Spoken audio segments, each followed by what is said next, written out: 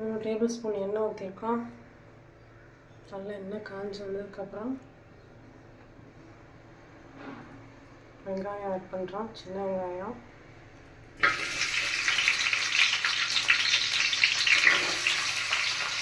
ஒரு 20 சின்ன வெங்காயம் நல்லா பொன்னிறமாக வதங்கட்டும். நல்லா கோல்டன் பொன்னிறமாக இருந்தால் நமக்கு வந்துருச்சு.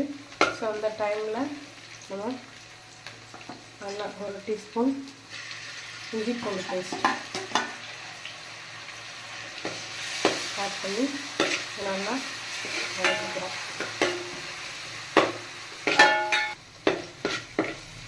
நல்லா பச்சை வாசனை போகிற அளவு வதங்கியாச்சு. அதுக்கப்புறம் தக்காளி ஆட் பண்ணுறோம். ஒரு 3 தக்காளி எனக்கு தேவையான 1 கிலோ ஆட்டுக்கறிக்கு 3 தக்காளி போதுமானது. ஸோ தக்காளியை போட்டு இதையும் நல்லா வதக்க விடுறோம். இதில் லைட்டாக கொஞ்சோண்டு வதங்குறதுக்கு உப்பு ஆட் பண்ணுறோம். உப்பு கொஞ்சம் ஆட் பண்ணிவிட்டு இது நல்லா வதங்கி நல்லா பேஸ்ட் பார்த்து வதக்கிட்டு இதை மூடி போட்டு மூடி சிம்மில் இதை வதங்க விடுறோம். நம்ம ஓப்பன் பண்ணி பார்க்கலாம். இங்கே பாருங்கள், எண்ணெயெல்லாம் நல்லா பிரிஞ்சு நல்லா வெந்து வந்துடுச்சு. நேரத்தில் கொஞ்சோண்டு கருவேப்பிலையை மேலே தூவிட்டு இதை அப்படியே ஒரு கிளறி ஒரு பேஸ்ட் மாதிரி இருந்த தக்காளிலாம் நல்லா நசுங்கி ஒரு பேஸ்ட் மாதிரி வந்துடுச்சு.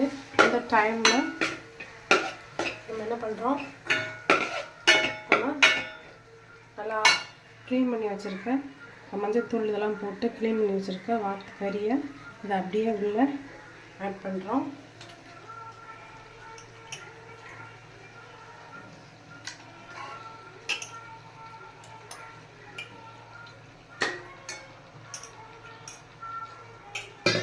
கட் பண்ணிவிட்டு இதுக்கு தேவையான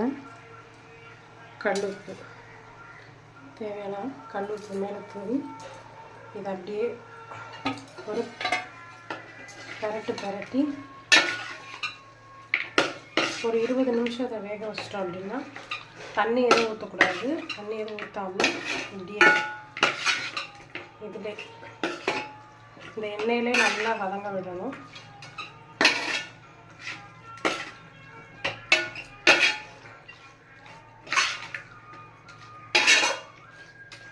ஒரு 20 நிமிஷம் மூடி போட்டு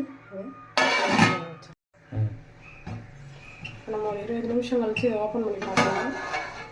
இதை பாருங்கள், நான் தண்ணியே ஊற்றலை.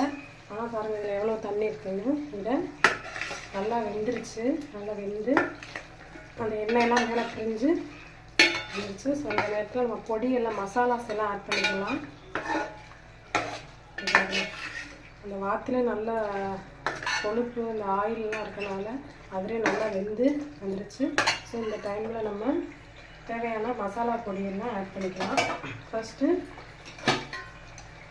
1 டீஸ்பூன் மல்லிப்பொடி, 1 டீஸ்பூன் மிளகுத்தூள், குருமிளகு பொடி, தேவையான அளவு மஞ்சத்தூள் 1/2 டீஸ்பூன், மிளகாய்த்தூள். காரம் எங்களுக்கு தேவையில்லாதனால 1/2 டீஸ்பூன் போட்டிருக்கேன். உங்களுக்கு தேவைன்னா நீங்கள் 1 டீஸ்பூன் போட்டுக்கலாம். ஸோ இதை நம்ம அப்படியே ஒரு பரட்டி இப்படி எவ்வளோ கலர்ஃபுல்லாக இருக்குங்க பார்க்கவே. எண்ணெயே நம்ம ஊற்றலை, அதிலே நிறைய எண்ணெய் இருக்கனால பாருங்கள் எப்படி இருக்கு. மசாலா நம்ம ரொம்ப கம்மியாக தான் போட்டுக்கோம். இந்த மசாலாலாம் நல்லா ஃப்ளேவரை கொடுக்குது பாருங்கள், பார்க்கவே அழகாக இருக்குது. ஸோ இதை ஜஸ்ட் ஒரு 5 நிமிட்ஸ் அப்படியே சிம்மிலே இன்னும் கொஞ்சம் நேரம் அப்படியே வதங்க விட்டுட்டு ஆஃப் பண்ணி சர்வ் பண்ணிக்கலாம்.